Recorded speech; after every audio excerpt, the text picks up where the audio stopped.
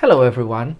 Today we're going to talk about my latest purchase, which is désert marocain from Tower Perfumes, and yeah, it finally came. I've been waiting for this for quite some time, and it's a rather new discovery for me because I haven't smelled anything. Well, I didn't. I haven't smelled anything else from Tower Perfumes. To my shame, they are not readily available here, and unfortunately, sometime maybe they will be. I will have to purchase a discovery set from Andy Tower because I did smell this in advance. I smelled it from a decant and I liked it quite a lot. But alas, I haven't smelled anything else from Andy Tower. So I know some of you all are probably there knowing all there is to know about these fragrances, and here's me, because these fragrances exist for a long time. This one is from 2005.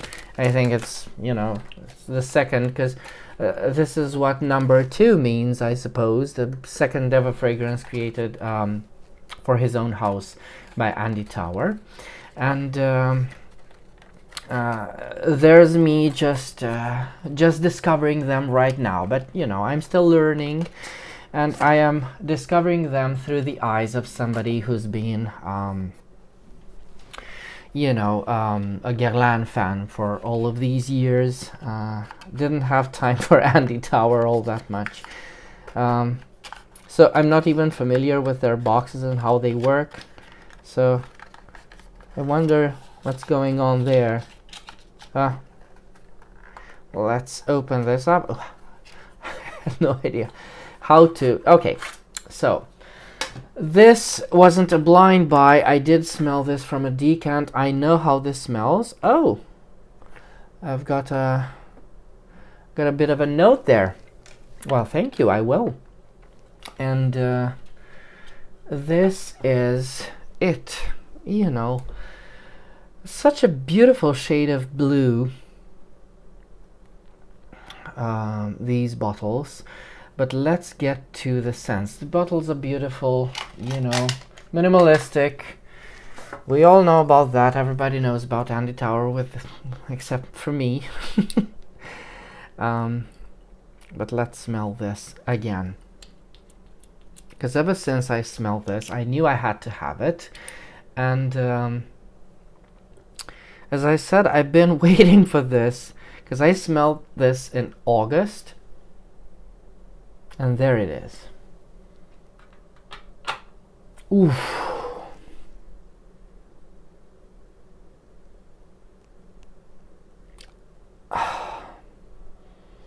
Difficult to describe. Give me a minute. Give me a minute to find my words. Very, very difficult to describe. So, it's dry. Can say that much. It's very dry. It's an amber with very, very austere and dry elements. There are no hints of sweetness here, not at all. There are camphorous, very, very camphorous elements that are, my sinuses are blown open by this fragrance because it's very camphorous. It's almost like mint. I don't know where this comes from. I suspect the resins, because this is an ode to resins, right? This is resinous through and through. And I suspect that the main culprit in this is labdanum, which comes with bitter, leathery, dirty facets, furry facets, very, very, again, very dry, quite austere. This is so So although I've smelled this before, I've smelled it only once, a little over 6 months ago. So yes, it's been some time.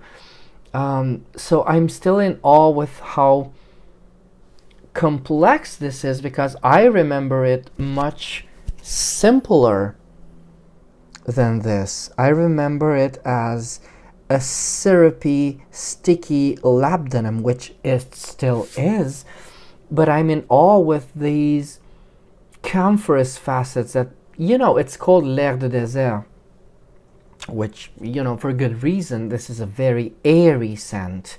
And I did remark on the airiness the first time I smelled it. Nothing, although this is a very heavy resinous composition, nothing about this is overpowering and claustrophobia inducing. This is very airy, as in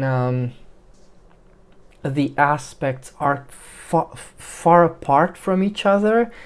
There's a lot of room to breathe between the elements, and this is a very beautiful trait to have in a fragrance.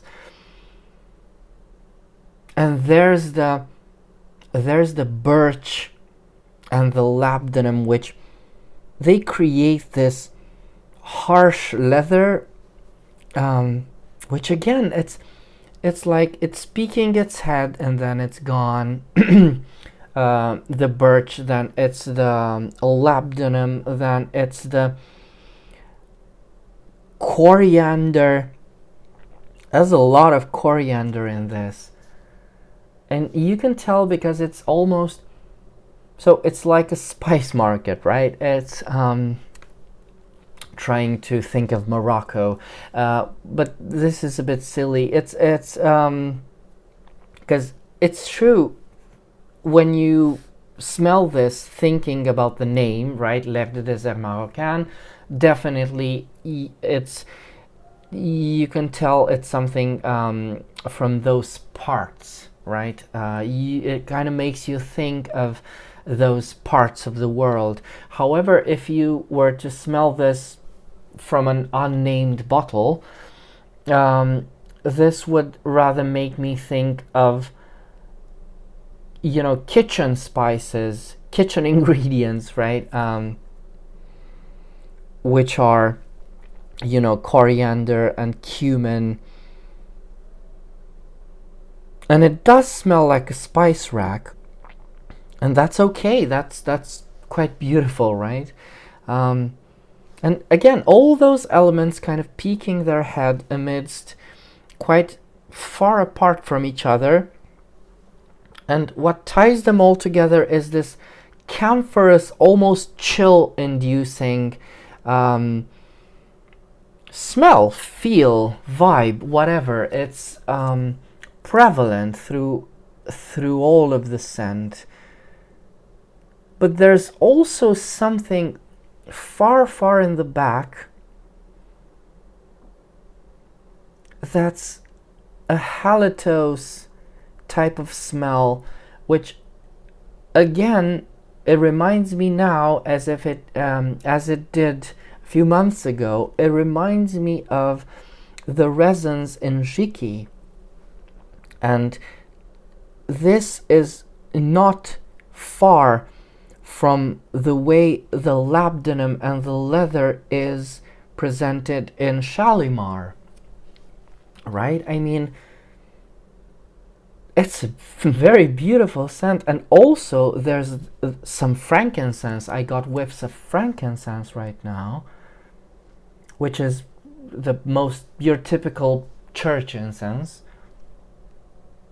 So it's very incensey. It's like no longer burning incense, but smoky incense. That's smoking right now. Very interesting. All these aspects that don't come at you all at once.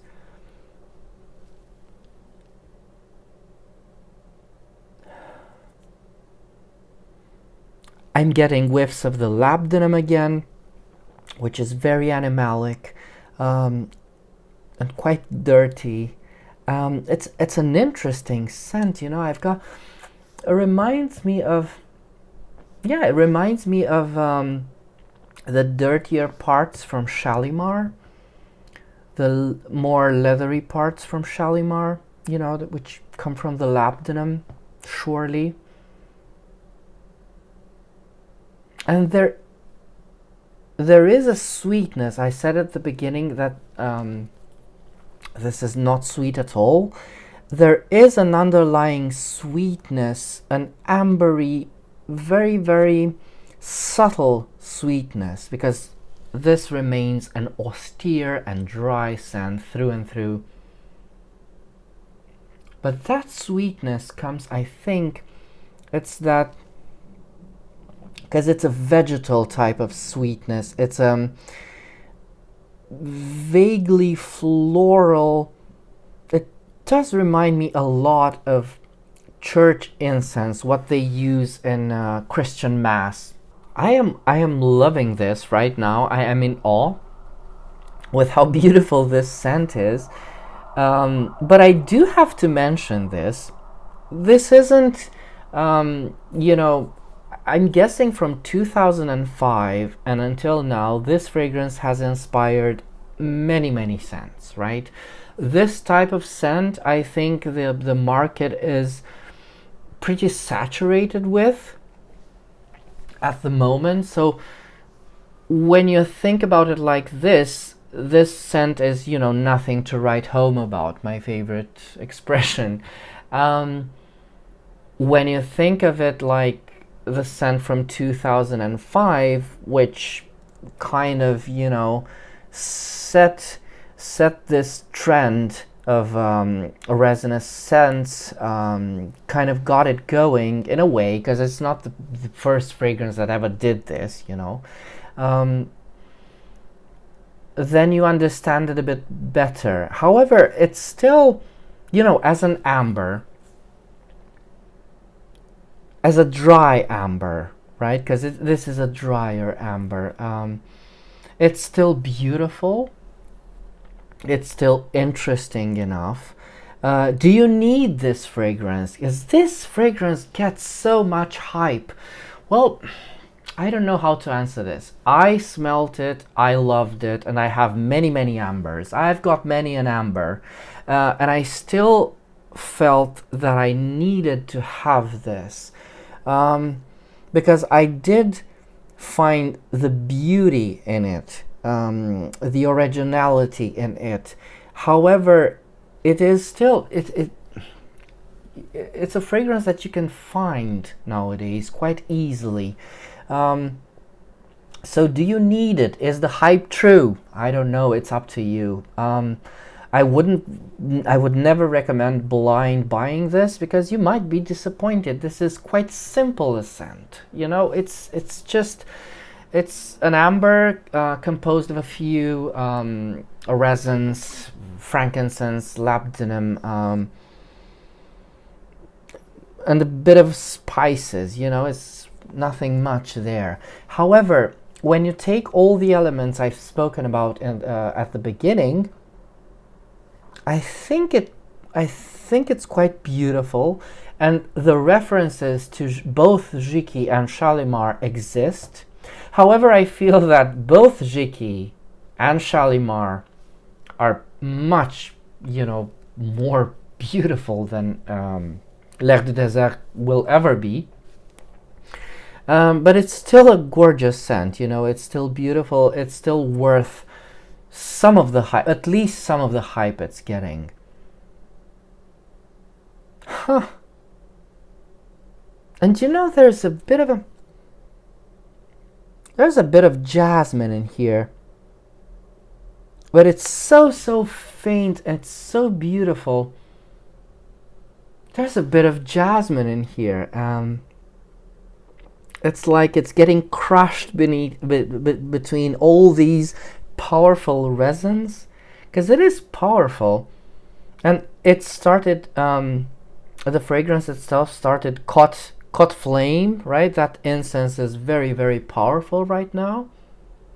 It does that game where a certain note peekaboos at you, and then it quietly fades into the camphorous feel. Yeah, it is beautiful, right? Is it unique? I don't know. In this day and age, I don't know. But I'm still glad I got it. I will love to wear this. It's a beautiful scent, nevertheless. Beautiful bottle, beautiful everything, and I will try to get into tower fragrances. It's an eau de toilette intense, this one, 50 milliliters. Everybody knows this. I will try to get into Andy Tower. Maybe I will try to purchase discovery set, get some more samples, maybe, because I want to know more. I want to know more about these Swiss-made fragrances, because they seem nice, you know. They seem nice. Okay, so this was my review of Andy Tower's L'air de désert marocain. If you've got any other questions, do let me know in the comments. And until next time, remember, fragrance creates memories, and may yours be happy. So I applied the fragrance on myself because I closed the video. This sometimes happens, and I applied the fragrance on myself, and I got very, very strong vibes from a very familiar fragrance, which is Issey Miyake L'eau bleue d'Issey. It's got that green blast, you know, that green, very, very green, almost woodsy type of smell. And I had to say this, it's quite reminiscent of that between all of the other elements I cited. And also there is, when wearing it, there's a huge barber shoppy vibe to it. I mean, I see why this is so appreciated among men now. I see why. However, I still think this is a beautifully unisex fragrance, but that might just add a bit to the male fragrance bro hype, because this is quite hype between fragrance bros. So now I know why, but it's still a beautiful scent, and those references are quite nice. So Le Bleu d'Issey made an appearance as well. All right.